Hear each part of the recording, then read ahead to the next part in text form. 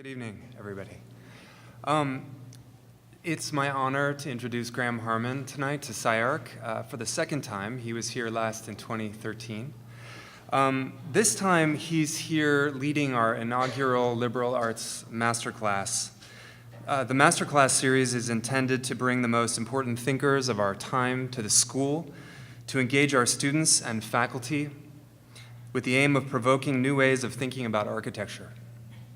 This is Graham's final lecture following an amazing series of talks and conversations across 5 days. I'd first like to thank Graham for sharing his work with us tirelessly and often on the fly. I'd like to thank Dora, David, are you here, David? Dora, David, Marcelin, Todd, Ramiro, and Jake for bringing their intellectual curiosity and style to the table in their own particular ways. And I'd also like to thank Hernan for supporting this series.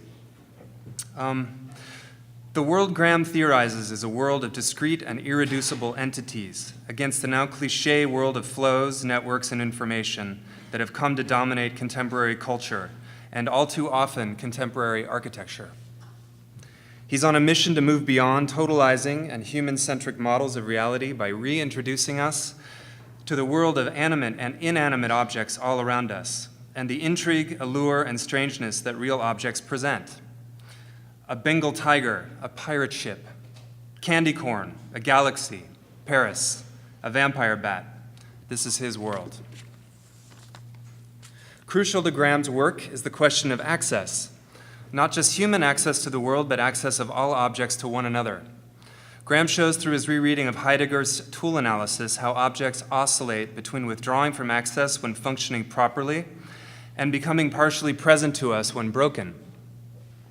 It is this dual life between the phenomenal world of qualities and the weird shadow world of things in themselves which presents some of the most interesting and also problematic new territory for architecture to consider. No doubt ambiguity and mystery are at the core of Graham's philosophy, but also of much contemporary architecture. This certainly wouldn't be the first time architecture focused on the ambiguous over the direct knowledge of the world. One cannot help but hear echoes of Robert Venturi's non-straightforward architecture from almost 50 years ago. But this new form of ambiguity is much deeper and has no time for irony. It is the kind of ambiguity that draws you in because you don't quite know what you're dealing with. It is a mode of total absorption, free of critical distancing. Only a few years ago, O was an enigmatic idea inside a philosophical niche called speculative realism. But it is now unavoidable in architectural and aesthetic discourse. It constitutes a battlefield and a huge opportunity to rethink what exists, what we can know, and how the world looks when the human being is no longer at its center. The stakes are high. Just at the moment when architecture seems to be retreating after an era of grand projects, any confusion over the cultural value of inaccessibility, or frankly, anything seemingly obscure or unnatural sounds like a risky proposition. However, it is my belief that it is precisely at this moment that it is riskier not to double down and speculate about our world in the broadest ways possible. While architecture is in no way subservient to philosophy, architecture does in fact have a long history of being productively irritated by philosophy. Can you delink postmodernism in architecture from the work of Derrida and Deleuze? Maybe, but I doubt it, and to what end? Will O make a dent in architecture? I think it already has, despite the palpable disciplinary anxiety about it. My guess is that the so-called American formal project is not at its end, but rather that it's time to transition to new terms. If we no longer rely on material logics and other scientific agendas, if the agency of computation is waning, if abstraction seems to need a makeover, as David Roux has remarked, and if our methods of attending to context are obsolete, then we need new models, new terms, and a few surprises. One of the most important things about Graham's approach is that he holds aesthetics to be first philosophy, even before ontology. This is certainly one reason why his work has become so influential in both architecture and the arts. Let's see what Graham has in store for us on that front tonight with his lecture, Form and Its Rivals. Thank you.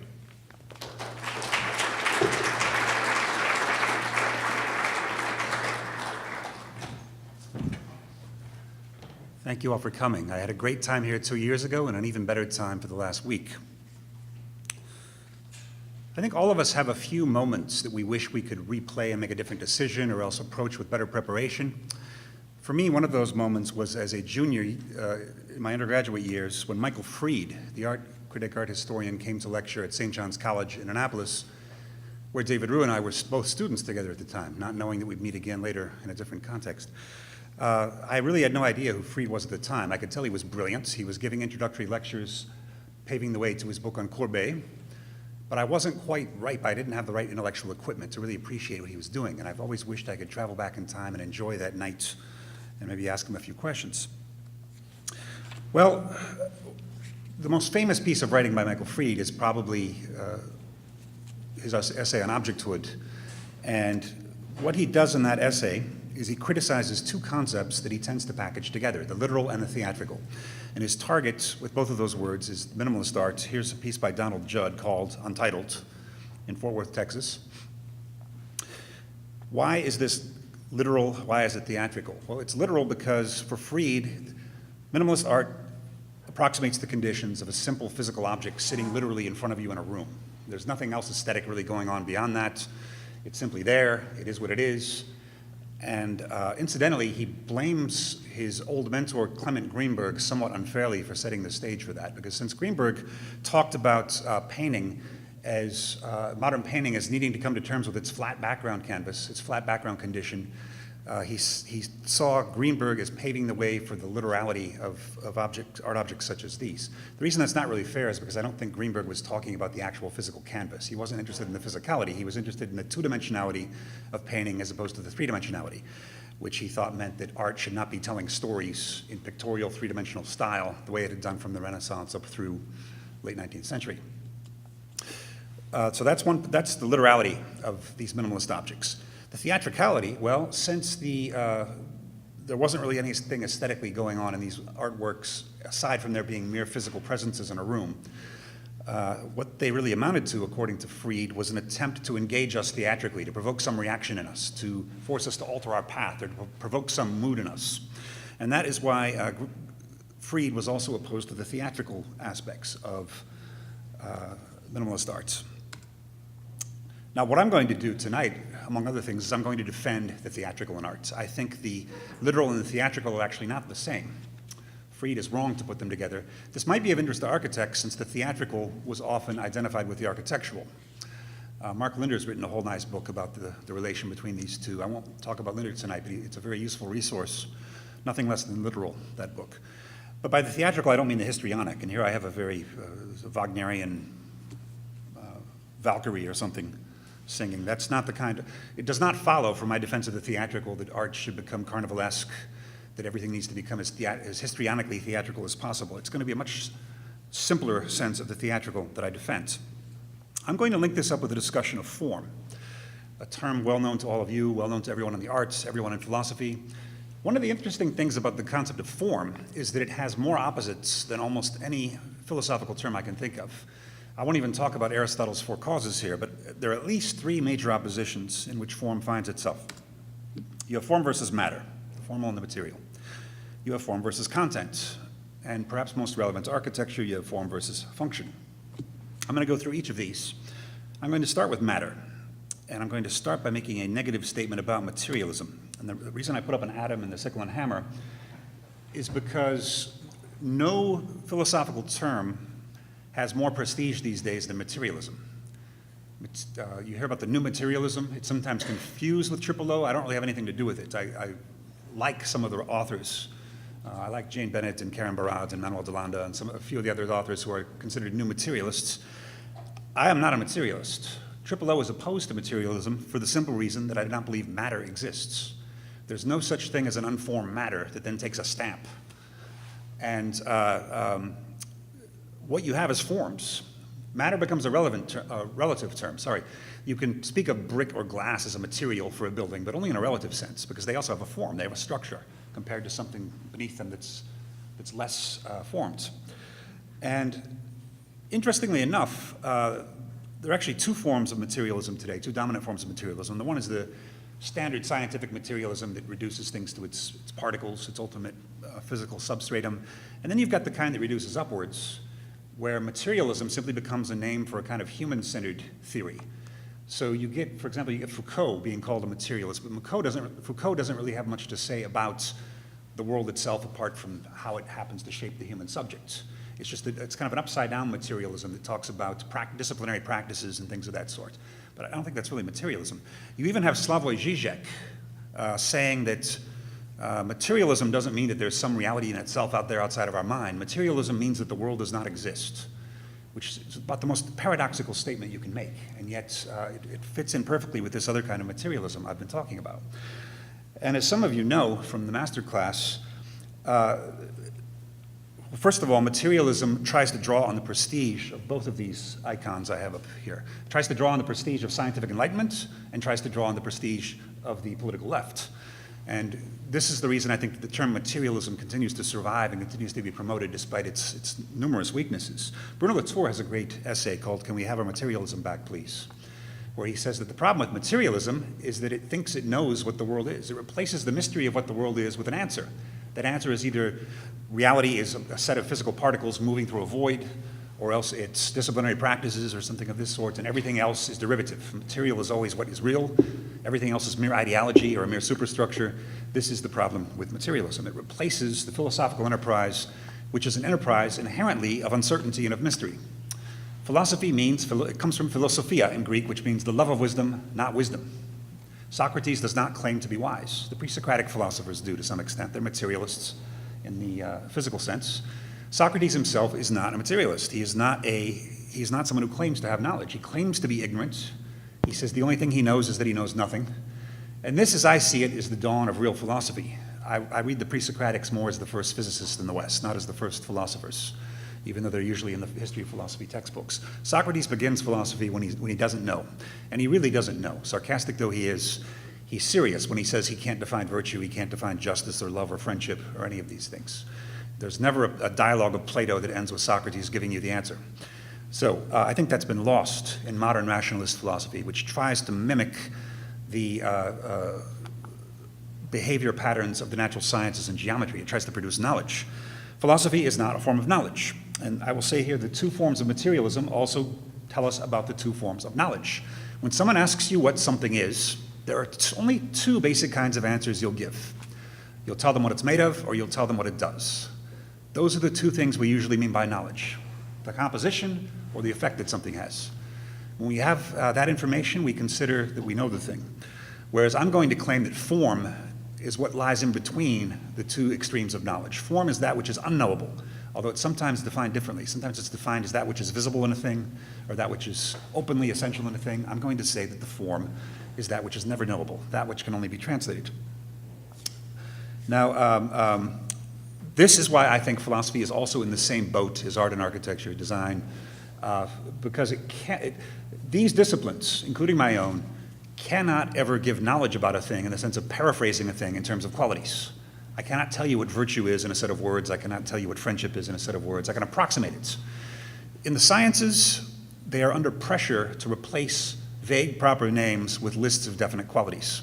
Right? If you start with electron or Pluto or anything else in the sciences, your job is to unpack that mere word and replace it with a set of definite, accessible, measurable, provable qualities. This is not what we do, whether you're in philosophy like me or in architecture like most of you, or in literature like some of you may be. You are not gaining knowledge about a thing. You're producing something. You're not producing knowledge. Now that might sound like self-pity, but it's not, because you can still have cognitively valuable activities that are not forms of knowledge. And that's what I see philosophy and the arts as being. Now, I talked a second ago about how form has at least three major opposites. It's form versus matter, form versus content, form versus function, and I've just spoken against materialism.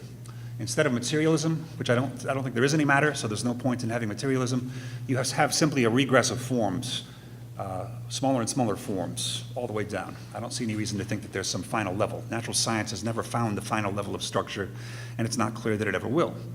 So there are reasons not to pursue materialism, despite its current prestige, which I think will wane at some point. Now I'm going to coin a term, contentism. That word doesn't exist, but let's talk about contentism.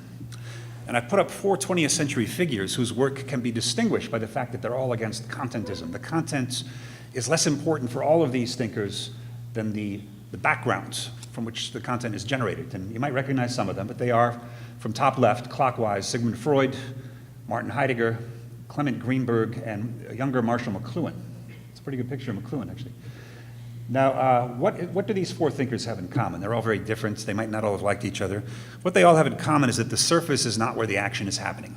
They're thinkers of the background. They're interested in what's happening in the background that makes the surface intelligible. In Freud's case, that's fairly obvious. The dream content, for example. Dream content is a translation of a wish, according to Freud. And the dream work is a translation into the manifest dream content. Heidegger. In Heidegger's case, there's the difference between being and beings. Heidegger does not like what he calls presence at hand. Unlike phenomenology, the school from which he came, Heidegger does not think it's sufficient to talk about what appears in our minds. Because what appears in our minds is derivative compared to the things we rely on in the background, like the floor being solid, the air being breathable, the fact that you understand English grammar enough to understand me without difficulty, I hope. All the bodily organs that I hope are functioning smoothly so that you don't feel or notice them, and you don't think about them until I mention them or until you have a health crisis of some sort. The background is what's more important for Heidegger, and the background takes the form of tools. He has a famous tool analysis, first published in his major work, Being in Time, 1927, tried out in his lecture course 8 years earlier when he started at the University of Freiburg. I think the most important moment in 20th century philosophy. If you want to see that moment, just go to Being in Time and read a few sections in. In the case of Greenberg, very interesting here. Greenberg is against what he calls literary anecdote in painting. So if you think of Western painting from the Renaissance up until the late 19th century, it is an attempt to create an illusion of looking through a window and seeing a scene that you can describe. There's a story going on, and this is what Greenberg calls literary anecdote. And this is what he's against. He's of course in favor of abstraction, but primarily he's in favor of realizing that painting is a two-dimensional medium. It's no longer interesting or possible to give a three-dimensional depiction of an everyday scene. This is something he always calls literary anecdote, and for example, this is why he calls Salvador Dali, rather improbably, an academic artist. As strange as the content of Dali's painting is, according to Greenberg, Dali is not innovating as to the medium of painting at all. He's simply painting in the same style as the 19th century French academic painters. He's simply putting in melting watches and tall, skinny giraffes and strange ghosts and things of this sort. So he's not really innovating at all, according to Greenberg. In the case of McLuhan, it's even more obvious. McLuhan's probably the clearest theorist of the background. McLuhan's famous statement, "The medium is the message," means the content of any medium is not important. He says the content of any medium is no more important than the graffiti on the atomic bomb, which I think is an exaggeration, but it makes his point very nicely. If you're spending time arguing about the content of television shows, whether they're good or bad or harmful for children or educational, you're missing the point that television as a medium is changing the way our consciousness works compared to radio, and the next medium after television will do the same, and so on and so on. So it's always the background where things happen for McLuhan. And so you could speak in a sense of a unified 20th century backgroundism. There are people in all different fields, important theorists in multiple fields, making this claim that the background is all that counts, not the foregrounds. Now, here's the same picture. I'm asking if they're formalists. Which of these people would be called formalists? Well, Greenberg is certainly called a formalist art critic. In Freud and Heidegger's case, I don't think I've heard that term. The term formalism doesn't really occur in psychoanalysis or philosophy in the same way that it does in these other fields. So I've never heard it applied to them, but you might call them that. In McLuhan's case, you could, because of Aristotle's 4 causes, the formal, the final, the efficient, and the material. For McLuhan, it's the formal cause. It's the form of the thing, the structure of the thing that is at the basis of its reality. Now, of course, formalism is also a term known from other fields in the arts, and literature is one of them. I put Cleaneth Brooks here. I know Victor Shklovsky is read more here, thanks to Anna's influence, partly, but Cleaneth Brooks is often the most cited such authority in the United States in literary criticism. Cleaneth Brooks talks a lot about how a poem is not paraphrasable. You cannot take a poem and replace it with literal propositions that explain the meaning of the poem. On a more fine-grained level, the same is true of any given metaphor. You can never take a metaphor and cash it out as a prose statement. This will not work. Some philosophers have talked about this as well. Max Black, Jose Ortega y Gasset also had this insight into the idea that metaphor is something that cannot be replaced by anything else. So the metaphor is creating a new form. According to Ortega's theory, the metaphor comes from taking the qualities of one object, stripping them away, and assigning them to another object in a kind of impossible combination. And remember, the metaphor can't be too difficult to envisage or too easy. If it's too difficult, you have what Aristotle calls a riddle. If you compare something to something else that seems completely unlike, it's not going to work. But if you say a pen is like a pencil, it's also not going to work. A literal statement is not a metaphor. You need some tension there. Ortega likes the example that a cypress tree is like a flame. The cypress is a flame from a Spanish poem he was quoting. All right, they have kind of a minimally similar physical shape that allows the metaphor to occur, even though there's really nothing literally common between them. So the art would be non-paraphrasable, and I've tried to argue that all of reality is non-paraphrasable. The attempt to know reality, it can be done. We do have knowledge. We have medical knowledge. We have astronomical knowledge that improves, hopefully, over time. But philosophy is inherently not a kind of knowledge, and the arts and design are inherently not a kind of knowledge. They're doing something else cognitively that has value without paraphrasing a thing in terms of qualities that can be masterable and that can be easily judged true or false by experiment. I also wanted to mention, since people are reading Venturi more these days, that Cleaneth Brooks is quoted an improbable number of times in Complexity and Contradiction in Architecture. So the form for Brooks is not something that's easy, it's something that's intricate. It's so intricate that it cannot be paraphrased, and I think in a way Venturi is trying to tell us that the building cannot be paraphrased. It cannot be cashed out in terms of an idea. It cannot simply be projected from some idea that it works out with complete adequacy. There is something in the building that is formal yet not fully accessible and infinitely rich and infinitely probable. Now there's a problem with some of these formalisms, which is that they tend to turn into a kind of holism. Why is holism bad? Holism is usually a good word, especially in this ecological age. Although let me start by saying I don't think ecology has anything to do with holism. When I saw James Lovelock give the most horrifying lecture I've ever heard in my life in Dublin in 2009, Lovelock, an extreme climate change pessimist who thinks that only 1 billion of us will be left by the year 2100, mostly near the North Pole, some in Ireland. He thinks the Irish are going to have to shoot people when they try to get in because they won't have enough resources to support us all. Japan and England would also be fine, except they're overpopulated already, so they're in trouble too. And the US and Russia are going to become giant dust bowls. We're in huge trouble. Extremely pessimistic lecture. And since he's the Gaia theorist, where he treats the Earth as an organism, people often assume that Lovelock is a holist. Well, he's not a holist, because if you listen to him, there are a few mechanisms that are going to cause climate change to accelerate out of control. It's not that everything affects everything, it's that a few things affect everything in such a way that a disaster is coming. And if I can remember them, it's the death of the algae in the oceans. I think that was going to be first. And the second was going to be the death of all the rainforests from overheating. And third was going to be the melting of the permafrost in Siberia and Canada, releasing all the biomass from mastodons and things, releasing even more CO2 into the air. And that's going to become a negative, vicious feedback loop, so that the Earth itself will become the primary agent of climate change, global warming. So it's not a holism, it's that a few things in the climate are going to start negatively relating to each other. Anytime someone talks about holism in the sense of everything's related to everything else, you get a situation where all relations are taken as equally important. And I don't like that. I'm going to end the lecture on that point tonight too, later on. Because I think some relations are more important than others, and a relational philosophy does not allow us to see that. A relational philosophy tends to say that everything is everything else. Everything's mirroring everything else. And it sounds advanced and progressive, but it's actually retrograde in some ways, because it doesn't allow us to focus on which relations are truly important. And for some relations to be truly important, some things have to not relate at all, or at least not relate in an important way. In Heidegger's case, the problem in the holism, let's talk about his analysis of artworks, which is still very influential and the best product of its kind, The Origin of the Work of Arts, from the early 1930s, a lecture that became an essay. Heidegger talks there about the artwork as a strife between earth and world. And there's a few things going on there, but essentially the easy way to explain this essay is that the earth is that which is hidden in the artwork, world is that which becomes visible in the artwork. The problem with this is that earth in Heidegger's philosophy is always a term of unity. There's only one earth for Heidegger. There's not different parts of it. There's only one earth, and everything that's visible springs up out of that earth. Being for Heidegger tends to be talked about as something that's one. Plurality for Heidegger occurs only at the level of the surface, only at the level of our deceptive consciousness of the world, which objectifies things. The world itself is taken as this throbbing, vibrant unity, which is really a pre-Socratic idea. Some of these early Greeks like the idea that the world is a giant lump and everything blossoms out of it.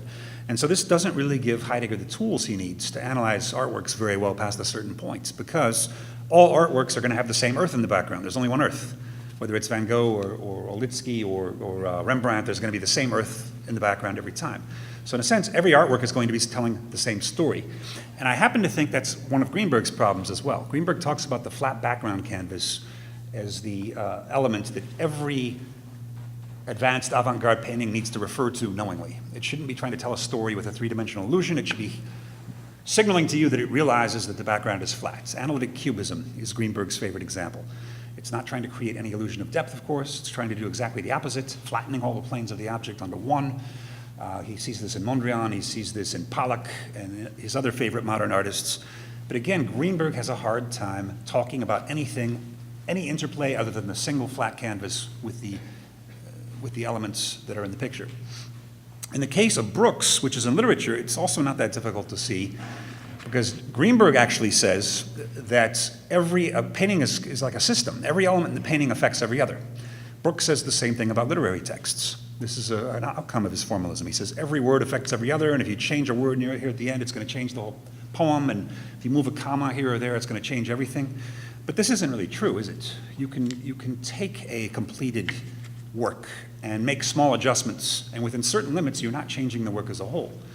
I've tried to do that in my Lovecraft book, change various elements of Lovecraft stories, or try to do it with Moby Dick or some other literary works, and you'll see that it's still basically recognizable as the same work within certain limits. So the work of art is not a machine, it's not a unity, it's not holistic.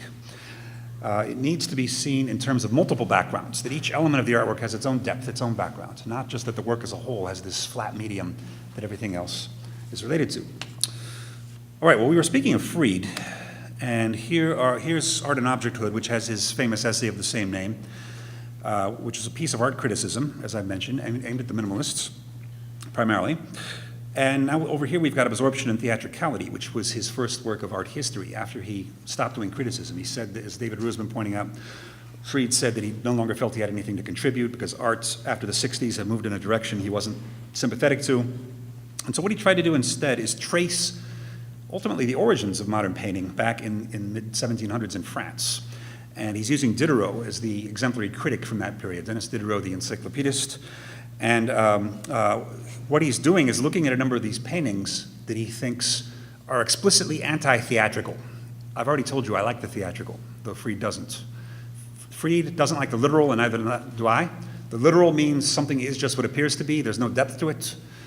I am against that too, but I'm not against the theatrical, which Freud is against. The theatrical for Freud, remember, means that something is there to provoke a reaction in us.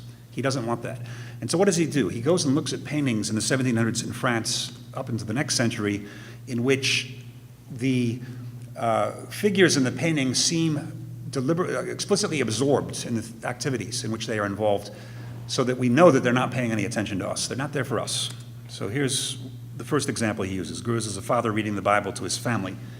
And this doesn't turn out so well on the big screen, but it's okay. And he gives a nice analysis of this. You can see how absorbed everyone is in listening to the father read from the Bible, except for the kids, especially the one on the lower left. The grandmother is trying to control the kid, but she's still listening. You can see that all the figures here, except for the kids, are really absorbed in the reading of the Bible, which means they're not paying attention to us, which means it's an explicitly anti-theatrical painting, according to Freud. And here's another example. Van Lo's St. Augustine preaching before Valère, Bishop of Hippo. There's a real eloquence to this one. You can see what rapt attention everyone has when listening to Augustine, this very charismatic young preacher, later saint. And Freud links this with his criticism. He links his history with his criticism by saying that this is what he also thinks his favorite works of modernism are doing. And in sculpture, Anthony Caro is often Freud's favorite example. Now, what is it about Caro's sculptures that Freud likes? Well, he says that the sculptures are syntactic, that the parts of the sculpture all relate to each other, and the sculpture can only be understood syntactically in terms of how each of the pieces relate to the others, which really is a way of, again, locking us out of it. We have nothing to do with this. The pieces are linking to each other. The viewer is not here. the beholder, as he says, is not here. And in modern painting, he likes Kenneth Nolan and the Colorfield painting of Nolan, and also Olitsky's spray paintings and other works by Olitsky. Freud is adamant that these are works in which the theatrical element is kept to a minimum because the work is somehow self-absorbed. Now, this relates to a question I've often encountered, both when I speak to artists and to architects. People will sometimes say, this started at an art conference in central France that I went to about 3 years ago. People say, okay, you're a speculative realist, which means you're interested in reality as it is apart from humans. So what would an art without humans look like? And it puzzled me the first time I heard it. And then I realized I don't want an art without humans. I don't even think it's possible. The goal isn't to get humans out of art. The goal is to recognize that the artwork is not reducible to what humans observe of it at first glance. The artwork has a depth just like any other object. And for me, what artworks are about, what the aesthetic is about. Aesthetics for me is the center of philosophy. Aesthetics for me is about a tension between the object and its qualities. In everyday life, we tend to paraphrase a thing in terms of its qualities. We tend to agree with David Hume, the British philosopher, that an apple is simply a bundle of qualities like color, thickness, texture, shape, coldness, juiciness. This is how the British empiricists saw objects. Whereas O borrows from phenomenology the idea that the object is prior to and also different from its qualities. That there's an object there that is in tension with its qualities and that can remain the same object within limits even as its qualities change. And so aesthetics for me is about that tension. And that's why art cannot be literal for me. But that's also why, for me, the theatrical is not a problem, as I'll explain again in a second. But I don't think art without humans is a goal. And someone at Syracuse last year asked, what would an architecture without humans look like? And that time I was ready, and I said, it wouldn't make any sense. You wouldn't want an architecture without humans, just as you wouldn't want an art without humans, because there is an inescapable theatrical element. If all humans were extinct, if we kill ourselves with atomic weapons or by some other means, arts and architecture will disappear, I'm quite confident.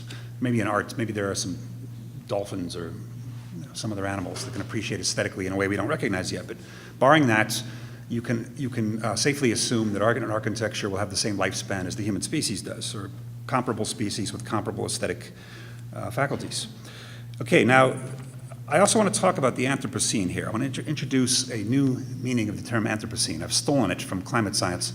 Of course, in climate studies, the Anthropocene means that we are supposedly entering a new geological age that was created by humans. And it's dated differently by different advocates of this concept. Some people date it to 1945, some to the first steam engine, some all the way back to even the Stone Age in some cases.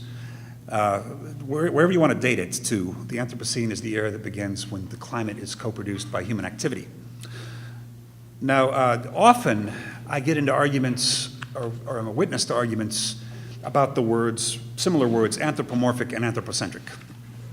So people like me and Jane Bennett at Johns Hopkins will both agree, we'll both sometimes use human metaphors to describe inanimate objects. Bruno Latour does this too, that things are negotiating with each other, things are in conflict with each other, things are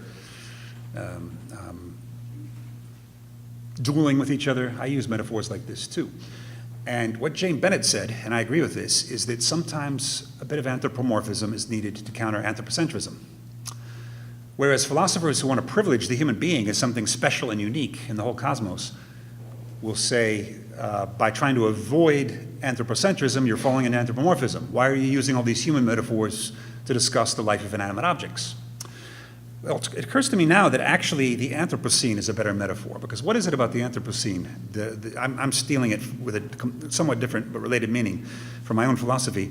What is it about the Anthropocene that interests me? Well, first of all, the Anthropocene, humans are an element of it, obviously, by definition. We helped produce the Anthropocene era. So you can't say it's some nature that's out there apart from humans. We are essential ingredients of the Anthropocene. On the other hand, it's not an anthropocentric theory, because no one claims that the Anthropocene means that humans understand the climate or that we can predict what's going to happen next. Quite the contrary. The whole point of the Anthropocene climate is that we helped create it, but we have no control over it. So both of those elements are there that I like. The fact that the human is a theatrical ingredient of the climate, but that the climate also is not literal in the sense that it's not completely transparent to us. It's not simply what it seems to be. It's a very complicated system with depths in it that we have never mastered and probably never will. Well, let's talk also a little about the opposition between formalism and functionalism, since this is the most familiar to all of you probably. And I put Patrick Schumacher there. I often go to Schumacher because he's so blunt compared to everybody else. Whatever you think of his theory, he will always come out and tell you what he thinks. I usually disagree with what he says, so there's usually an easy entry for me into any discussion just by looking at what he says. And he's in his 2-volume work on the autopoiesis of architecture. His great intellectual inspiration is actually the German sociologist Niklas Luhmann. And he borrows from Luhmann this idea of disciplines having a lead distinction in them. So economics, the lead distinction would be price versus value. Things have a price and things have their value, but they're not always in sync. And he does this for a number of disciplines and tries to show what the lead distinction is. And he thinks in architecture it's form versus function.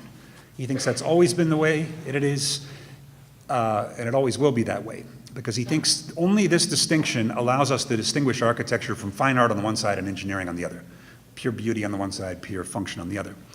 And he insists that architecture always has to be both of these, and he criticizes people by name who he thinks are either too quick to reduce architecture to function or too quick to reduce architecture to form, and he mentions Peter Eisenman and Jeff Kipnis in the second category explicitly.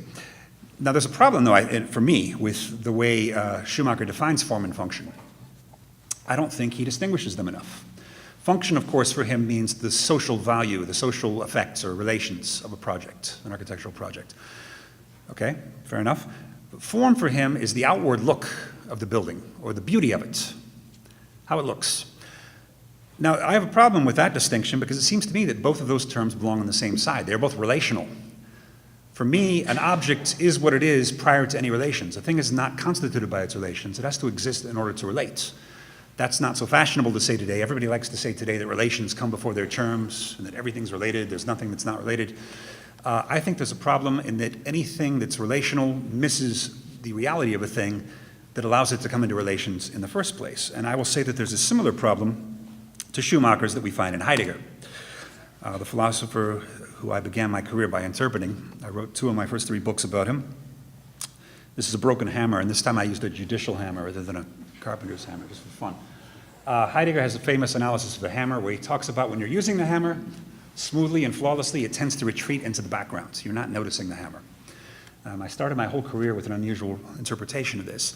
How it's usually interpreted, I'm disappointed to say, is that Heidegger is drawing a distinction between theory and praxis.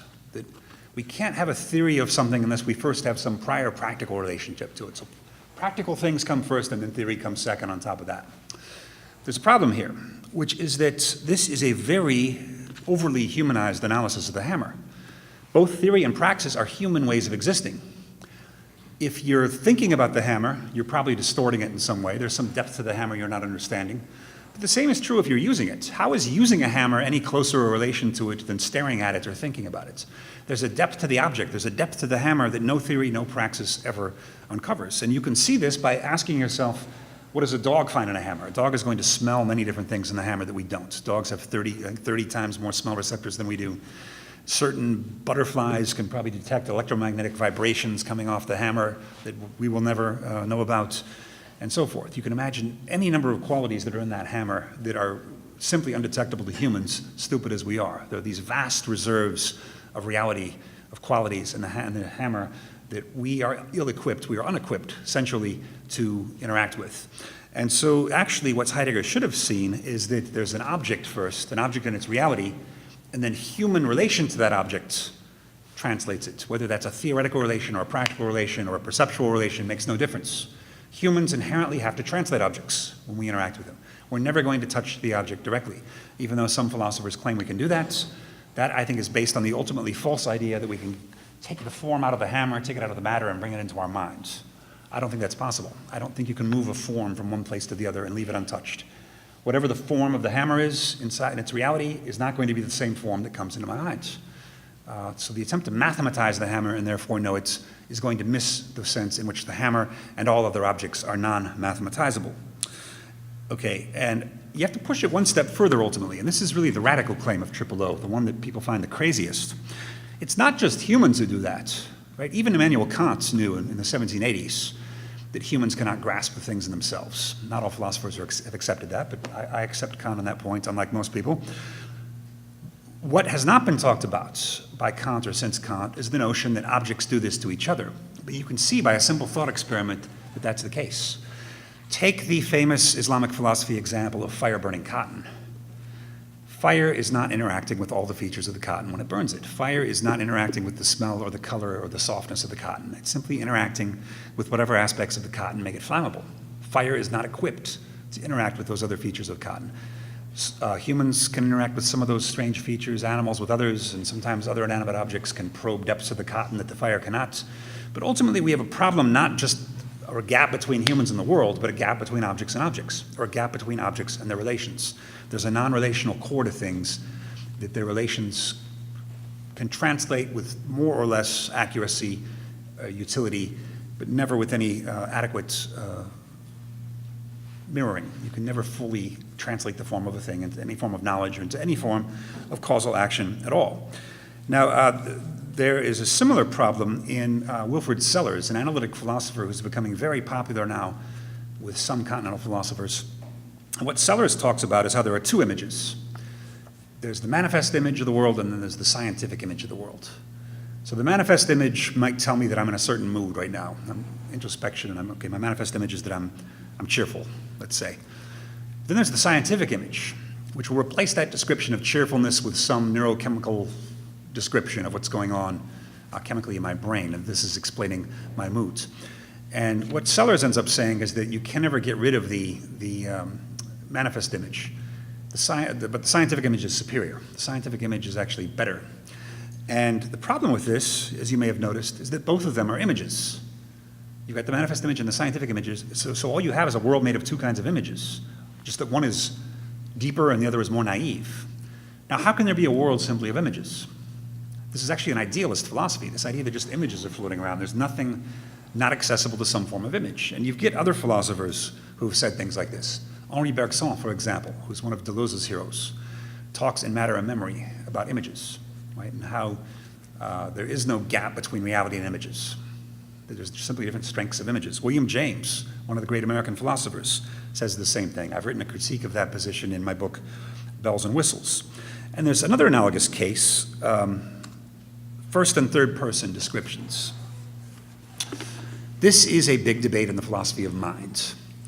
There are some scientifically minded philosophers of mind who think we don't need to account for first person introspection, right? That we don't need to think that my looking into my mind or my looking out at the world and experiencing the world is a special state that we have to be able to account for. We can do it perfectly adequately with third person scientific descriptions. Right? We can simply describe it. We can simply describe the brain in functional terms by how it acts and the results the supposed thinker achieves. Whereas you have other people who think the first-person perspective is essential. That what is really the hard problem is to figure out why it is that we have mental states and what it's like to be me, or what it's like to be a bat, or what it's like to be some other animal. So you have this debate between first and third-person descriptions.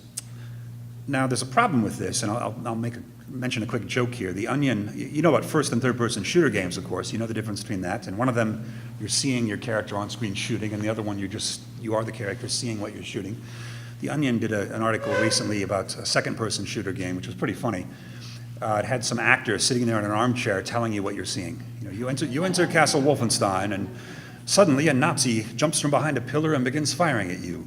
You shoot him, and he falls down dead. This would be a second-person shooter game. It's not really an alternative, because second person is just another version of third person, right? He's telling you something that you're not experiencing directly, just as in third person. I wrote an article some years ago called Zero Person in the Psyche. What was I getting at with zero person? I was getting at the idea that reality cannot be reduced to a description. If I'm describing the way someone is behaving, or if I'm describing the content, the inner content of my own mental life, in both cases, I'm translating something. I'm not making direct contact with the thing. The real reality of mental life, the zero-person state of mental life, is not something that can be reduced to a description. It's a form. It's something that a description can get to obliquely or elusively, indirectly, metaphorically, but is never going to be able to cash it out in prose terms. I'm never going to be able to explain exactly what it's like to be me. And if we could do that, there would be no psychoanalysis, there would be no need to make diary entries, we'd all understand ourselves completely, which nobody does. All right, so let's speak again about knowledge. I already talked about knowledge. I said that there are two kinds of knowledge, basically. You can undermine or you can overmine. Undermining means you can reduce a thing to what it's made of. So if somebody asks me what SCI-Arc is, I can explain where it's located, what the history of it is, what different physical components make up the building, or I can answer what it does. I can say that it trains certain kinds of students in certain kinds of fields, has such and such an impact on the profession.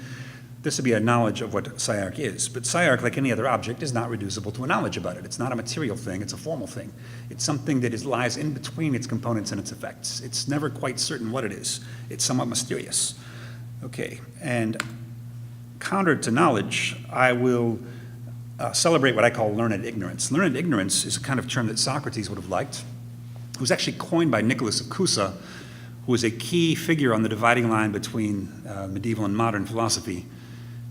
He was a member of the Catholic clergy, but he was also a very speculative thinker. And learned ignorance is what it sounds like. It's a Socratic idea that you are ignorant, but some ignorance is better than others. Some ignorance is closer than others. Philosophy is not a kind of knowledge. Now,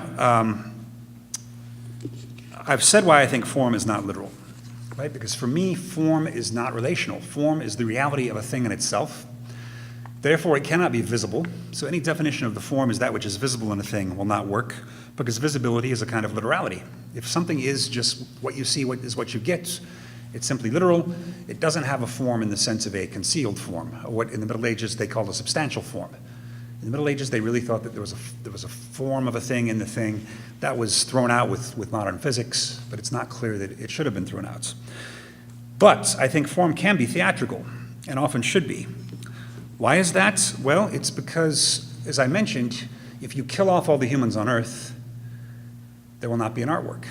No matter how much Michael Fried thinks these French paintings block us out of the painting by having the people absorbed in what they're doing, it would not be a painting unless we are there. It would simply be a piece of canvas with pigment on it, and after the nuclear apocalypse, cockroaches can crawl across it for thousands of years, but it's not going to be an artwork, most likely. The human is necessary as a theatrical ingredient with the work, any kind of work, yet the human is not a literal observer of the work because the work remains somewhat mysterious to us. We do not understand an artwork in the same way that we can understand a scientific theory of a thing, because there's always going to be some unmasterable residue in the artwork, in the philosophical concept, in the building, and in some other fields. I've mentioned, I think, here before, 2 years ago, and maybe the other night, Daniel Dennett's critique of wine tasting, but it's worth mentioning one more time. Dennett quotes a real or imaginary wine critic who says, "A flamboyant and velvety Pinot, but lacking in stamina," which is a nice piece of wine tasting, I think. And Dennett just makes fun of this as the most pretentious thing he's ever heard. You know, that's garbage. What does that mean? What you need to do is pour the wine into a machine and get a chemical formula at the bottom. That's real wine tasting. You're paraphrasing the wine in terms of what its chemical composition is.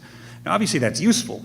That's a kind of knowledge. There is, in a sense, there is knowledge. We can paraphrase things within limits, but philosophy is not part of that tribe of knowledge-seeking disciplines, and neither are the arts.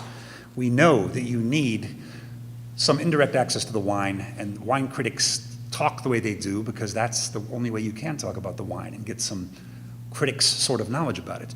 It does run the risk of pretension, but so do we. Our professions run the risk of pretension in a way the sciences do not. That's one of the advantages of the sciences. They have other problems. You can meet a boring, narrow-minded scientist. You can find a dogmatic scientist. You're probably not going to find a pretentious scientist because they'll be laughed out of their profession. You are going to find pretentious philosophers, art critics, architecture critics, because that's a risk of the activity, because you have to use elliptical language, get it to think sideways, and there's the chance you're going to go overboard and just be showboating in a kind of pretentious way. But that is the risk we run professionally. So the reason for me form can and often has to be theatrical is because the aesthetic experience does involve a human. A human is an ingredient in the experience, and that does not mean, yes, humans translate forms when they observe, and so the form is somehow lost when a human is simply observing. But when the human interacts with an aesthetic object, a new form is created. A new object is created out of the interaction of the I don't want to say spectator, but the person and the aesthetic work. A new object is formed. It's an object made out of both of you. It's not that you are simply observing that object and distorting it or translating it. And so the theatrical is actually needed in the case of the artwork, just as the literal is excluded. And I will end, I think we're just about at an hour here, so this is perfect. We're 5 minutes short. I want to end with another suggested metaphor here of theater's symbiosis. And I put up Lynn Margulis here because I've been thinking about her a lot in connection with the book I'm just finishing on objects and social theory, where I'm talking about the Dutch East India Company. I chose the Dutch East India Company as my object because the philosopher Leibniz makes fun of it as a clear example of a non-object. He says, how could that be a substance, right? You got all these different parts, all these different people. If there's anything that's just a big agglomeration of different parts, it's the Dutch East India Company. It's not a real thing. I'm trying to argue in this book that it is a real unified thing for various reasons. And Lynn Margulis looms large here because Lynn Margulis is the theorist of serial endosymbiosis theory. On the left there is diagrams. It was Margulis's idea back in the late 60s that our cells, the cells in our body, eukaryotic cells, arose through a symbiosis, a symbiotic relationship between prokaryotic cells, which were very simple, and other organisms, viruses, other bacteria. And that these things formed by accident, they came together by accident, and then as the cell reproduced, these other organisms started reproducing as well, and over time they became necessary to each other's survival. For example, those early cells existed in an atmosphere on Earth that had very little oxygen. And once the Earth's atmosphere became oxygenated, oxygen is a very toxic chemical. And so this cell needed these other organisms in order to purify the oxygen so that it wouldn't kill it. And evidence for this came later with the discovery that the DNA in your cells doesn't code for all of the organelles, all the parts in the cell, right? So they're not coming from your DNA. They're simply parasites of a sort that happen to get into your cells in some deep ancestral period of time, and they simply kept reproducing along with your cells. And now you can't live without them. They're part of you, even though they're not the product of your DNA. Also, I remember from her book, Symbiotic Planets, she recalls a very interesting question she asked early in her career. And that question was, do we have any laboratory evidence of evolution yet? Have we ever seen a species evolve in the lab? And someone told her, actually, there's only one case. And it's a case where they put fruit flies in a tank, and they split the tank in half, so the fruit flies are evenly distributed on the two sides. And on one side, they start turning up the heat. On the other side, they start turning down the heat, very slowly in both cases. And then after a certain number of generations, the fruit flies can no longer mate. So technically, they're different species, since they can't crossbreed anymore. And the fruit flies, unfortunately, as usual, were killed and dissected. And they found that the hot fruit flies had a virus in them. And one possible reaction to that is, oh, the experiment is ruined. You know, it's contaminated by a virus. Whereas Margulis's reaction to that was, but that's the whole point, right? The reason they became a different species is because they formed a symbiosis with another organism. I had a similar dispute with Levi Bryant, another object-oriented ontologist, about this. Levi thought that my notion that an object has an essence doesn't allow for objects to change over time, because it means you are what you are from the moment of birth all the way to death, and he didn't like the implications of that. And so he wants to say that things are changing all the time. Each of us is many, right? We're all in process, we're all in flux and becoming. But we know that's not true either, right? We know that we're not constantly in flux. We're in some sense the same person over the course of our lives, with the exception of certain key moments. It's not that every moment in our life I'm a creature of flux and I'm like a river that can't be stepped into twice.